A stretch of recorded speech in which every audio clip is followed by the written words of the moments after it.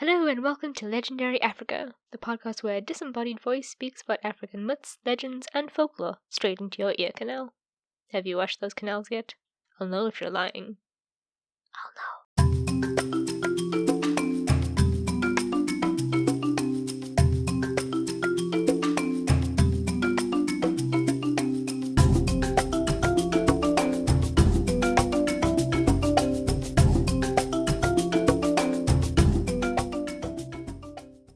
I am your host, the Shira, the disembodied voice you can't escape, and Legendary Africa is produced by the infamous Hestia the Dog, and we have an unpaid intern as well, Athena the Dago, who is really just trying to get some college credits. So do you know what I watched last night? I'll tell you. Kuch Kuch Hota Hai. It has been years since I watched that movie. A true classic from Bollywood. If you haven't watched it, please do. Yes, it's old now, and yes, it does promote some stereotypical notions about women and marriage, but you can still love the cute story, right?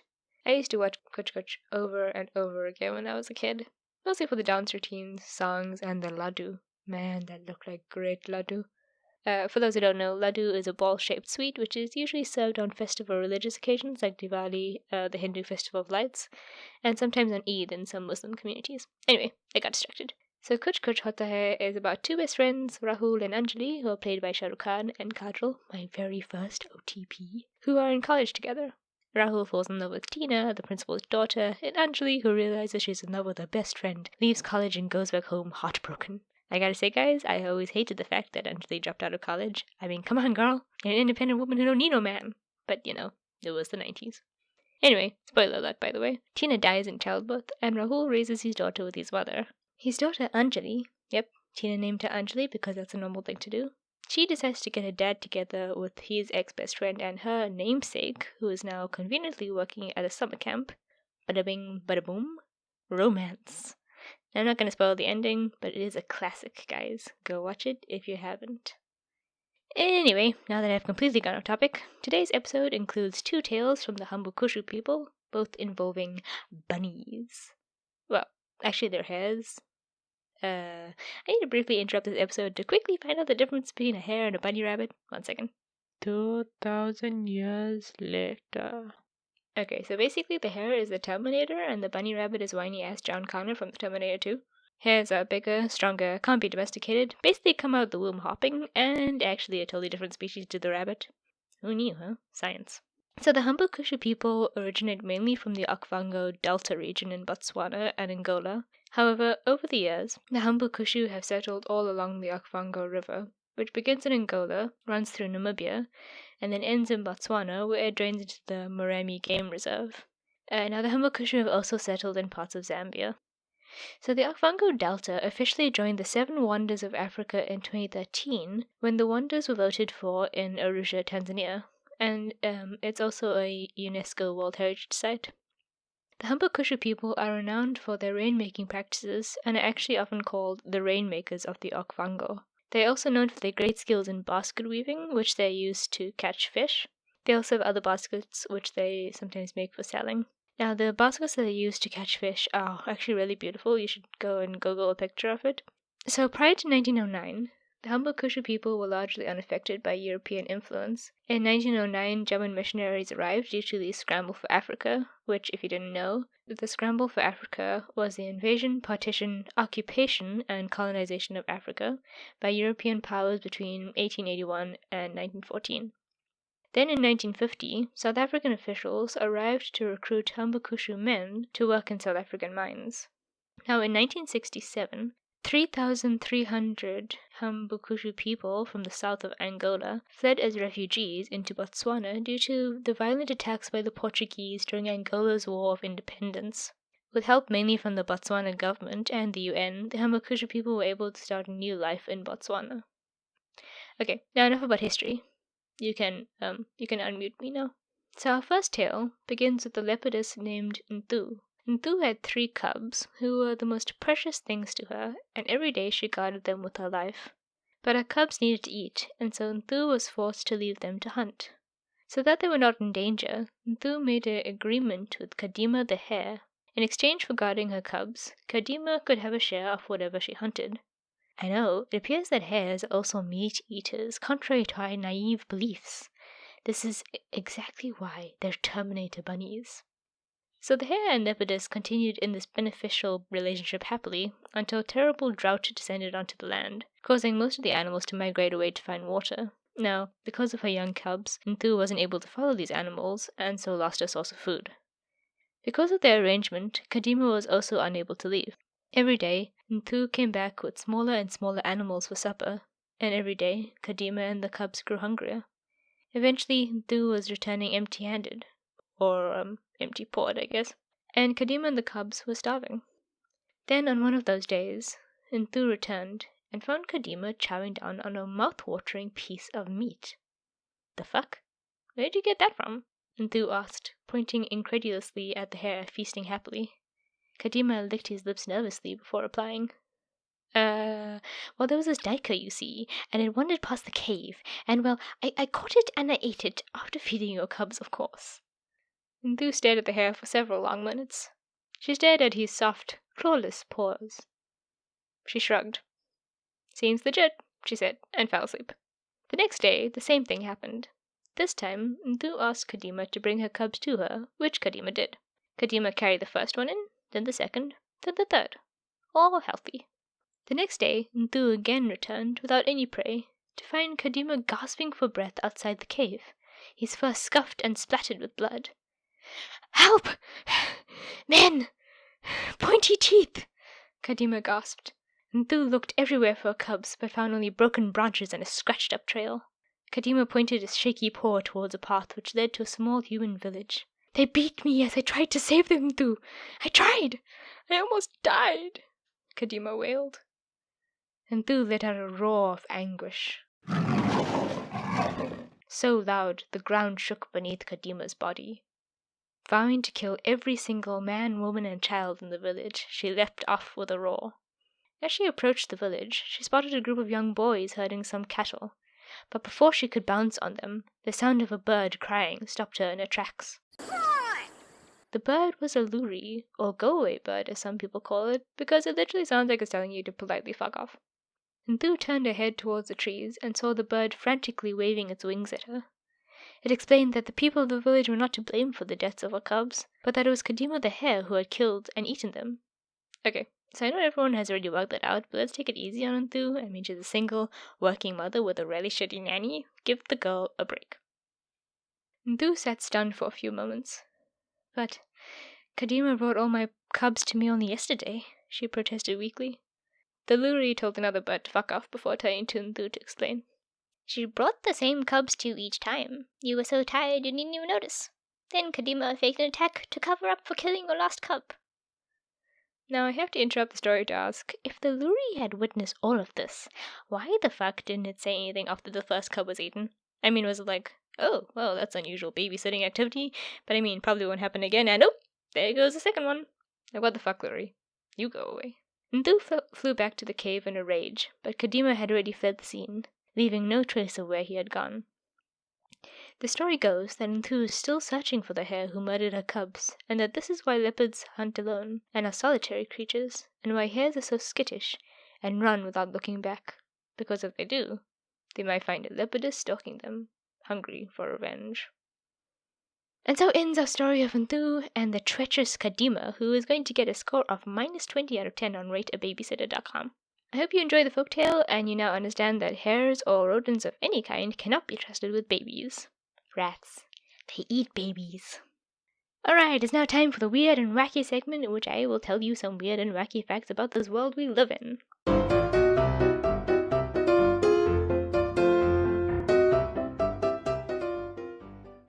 Weird and wacky fact number 1. Cheetahs can't roar. They meow, like house cats. Take a listen. I mean, okay, let's just compare that. Let's compare it with a lion roar. And now compare it with a tiger's roar. I mean, like, it's pathetic. They're baby cats. They're house cats, only bigger. Fact number 2. The wood frog from Alaska can hold its pee for as long as 8 months. 8 months. They do this during the winter. because apparently their pee helps them survive during hibernation. Now, according to several reliable sources, certain microbes in their gut recycle the urea into nitrogen. Truly the wonders of nature. I mean, like, why can't we hold our pee for 8 months? Like, can you imagine the shit we would do if we didn't have to go to the bathroom every 2 hours? Fact number 3. Humans actually glow. Research has shown that the human body emits low levels of light around 10 a.m. and high levels around 4 p.m. We are basically fireflies. We're adorable, little, glowing creatures. If you feel bad about yourself and think that you're ugly and not important, no, honey. You're a firefly. Own it. Fact number 4. Space. Smells like seared steak, according to several astronauts. Do with that what you will. The next tale from the Humbukushu people is that of the hare and the crocodile. At some point, many years ago, in the quiet and swampy waters of the great Okavango, Ngando the crocodile lived by himself. Now, he was quite old for a crocodile, and had lived in these waters since he had hatched. He would see herds of animals come and go. No one would pay any thought to him. He was basically Eeyore. Then, one day, Ngando saw a herd of zebra approaching, and decided, today I am going to take one giant leap for crocodile kind.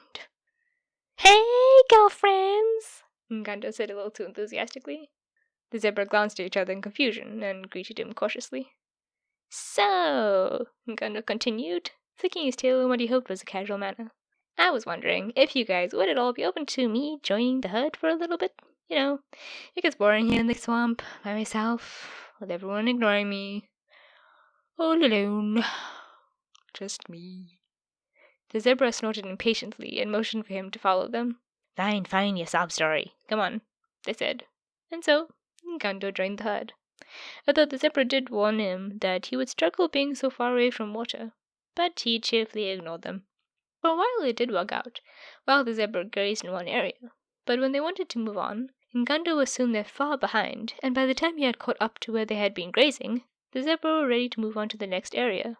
Soon, Ngando was so hot and tired that he just couldn't move anymore.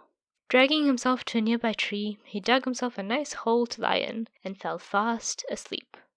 Now, guys, when crocodiles sleep, they almost look like they're dead. I remember that whenever my parents took us to the Crocodile Conservation Center here in KZN, I would stare for ages at the sleeping crocodiles, and they really did seem dead to me. But don't be tricked by these sneaky fuckers. They will be up before you can blink. Anyway, so, Ngando fell asleep, and when the zebra wanted to move on, they called him, but he didn't reply. Checking on him, they believed that he was dead, and they held a brief moment of silence in respect for their unusual friend, before moving on. And so, Ngando was left alone. Enter Hare, the star of our show. Hare had been wandering around as hares do, looking for the next sucker to exploit, when he spotted the most unusual thing. Ngando, the crocodile sleeping on an old tree. Hare's eyes lit up as an idea formed in his head, and he very carefully woke the old crocodile up. What's up, Croc? Why are you lying here in the shade by your lonesome? Hare asked. Ngando scowled at him and explained that he had stupidly thought that the zebra would be his new friends, and he'd make a life on the plains, but now he sees that the zebra have abandoned him, and he would be alone for the rest of his miserable life. Now I'm stuck here like an old dumb leather boot. Hare carefully patted Ngando's back with a paw and tutted. That's the thing with zebras, Croc. They're too high and mighty for us. Why don't I help you back to the swamp? Hare suggested, and Ngando eagerly agreed. But before he could move, Hare stopped him with a crafty smile. Of course, Croc, you gotta do something for me in return. Ngando frowned, but agreed, and Hare bent down to whisper his plan to the crocodile. Now, elsewhere on the plains, Hyena was loping about, searching for any abandoned carcasses which may be lying about for him to snack on, when Hare came bounding up. Immediately, Hyena prepared to pounce on his enemy, but Hare yelled at him to stop. Hare explained that there was an old dead crocodile lying nearby, which they needed to return to the river so as to avoid the anger of the gods. Hyena's eyes lit up with glee, and agreed to help Hare, thinking meanwhile that he had just been handed a rather scrumptious dinner. So Hare and Hyena shakily carried Ngando back to the river, and placed him as gently as they could into the shallows of the river. After Hare left, Hyena rubbed his paws together in delight, and decided to leave the crocodile there for a bit so that his body would get tender enough for him to eat. As soon as he was gone, Ngando stirred and slipped into deep waters back to his underwater home. When Hyena came back, he saw that the crocodile had disappeared, so he waded into the river, thinking that, well, the crocodile must have slipped into the deeper waters by accident. Being so hungry and eager for his meal, Hyena didn't notice the waters rippling behind him, nor the snout which slowly appeared, or the beady eyes which appeared soon afterwards. Before Hyena could twitch a whisker, Ngando lunged and caught Hyena by the middle with his jaws. Hyena screamed, but his blows were useless against Ngando's thick skin, and he was soon dragged under. Hare, meanwhile, had watched the entire thing from afar, his smirk growing bigger and bigger by the second. He hopped over to the river's edge and waited. Sure enough, Ngando appeared, grinning happily as his stomach bulged. What's up, Croc? Hare asked with a grin. Ngando laughed and laughed and laughed. And so our tale comes to an end. My sources for this episode were Wikipedia, tripdownmemorylane.blogspot, and geppycamp.com. The story of Kadima and Thu was from When Hippo Was Hairy and Other Tales from Africa by Nick Greaves, and the story of the Hare and Ngando the Crocodile is from When Lion Could Fly and Other Tales from Africa by Nick Greaves. Now before I go, I have another amazing promo for you guys, and a few other pod recommendations. This promo is from the Plum Forest podcast, which is simply an amazing podcast that takes classical Chinese fables and modernizes them through the format of an audio drama. I love it. Take a listen. Welcome to the Plum Forest podcast. On this podcast, I take old school Chinese short stories and then I translate them into a modernized version in modernized English. There's very little Chinese, so don't worry about that part. And I narrate these stories and some of my friends give me a hand doing the voices of the characters. These stories are meant to be like me and you are having a cup of coffee and I'm telling you a story. Here's a clip you can check out, and if you like it, give us a subscribe or a follow. Anyways, stay safe, everyone. Mrs. Stewart rushed out to see him naked in the pond and stood there at the edge and then asked him, Ben, what are you doing there naked in the pond? I thought you were going to the bathroom. No, that bathroom thing was a lie. Well, not all the way a lie. I peed over in that corner of the pond, but I want to be like a fish. So I got out of my human clothes, jumped in here to swim like them. So I've been listening to some podcasts over the last few days, and I wanted to recommend a few. The first one is Curious Nixons, a podcast hosted by two BFFs who talk about everything and anything spooky, macabre, and just plain strange. They're great, go check them out. Casting Through Ancient Greece is a brilliant history podcast which walks you through ancient Greece from prehistory to the Hellenistic period. If you're a history buff, this podcast is the one for you. Their latest episode is on the rise of the Persian Empire and its impact on Greece. Myths Your Teacher Hated. I absolutely love this podcast. It is so full of energy and it's just so innovative and funny. Really takes the old dusty myths and hurls them into the new era. Also, they deal with myths from all around the world, including myths from India and Africa. Folklore on the Rocks. This is hosted by two hilarious hosts. This pod is entertaining, informative, and will really make you laugh. They have myths and legends from around the world like the Buru, Krampus, and the Kishi. Bring the Mio. Okay, sure. If you want fun and laughs, this is the podcast for you. You'll feel as if you're part of the squad when you listen to these ladies. Seriously not safe for work, so if you're not comfortable with that, I would recommend steering away. But if not, you'll find fun and informative bits as well. Talking Back. I love me a podcast on movies and video games, but I love it even more if it's hosted by two friends who banter with each other throughout the episode. This podcast is super fun and deals with some favorites like Jurassic Park, The Amazing Spider-Man comics, and The Matrix. Kya! I also want to give a special shout out to the Myths, Legend, and Lore podcast and to its host Siobhan Clark. Siobhan has not only been an amazing friend through this entire difficult time, but her podcast is one of the few which really allows me to be at peace for a little while. Please go give her podcast a listen, subscribe, and follow her on social media. All of these podcasts are available on Apple Podcasts and really wherever else you listen. Go listen, subscribe, follow them on social media, and remember to review if you enjoy them. Thank you for listening and joining me today, and I hope you enjoyed it. Remember to subscribe to Legendary Africa wherever you listen, iTunes, Spotify, TuneIn, CastBox, wherever, and share with your friends, family, and assorted pets. Also, if you enjoy the podcast and want to share that love, please go ahead and leave us a review on iTunes for Apple users and Podchaser for Android peeps. We also have a YouTube channel and a website, so go check that out. Both are updated relatively regularly. The YouTube channel features the podcast episodes, and I'm hoping to have other random stuff in the future.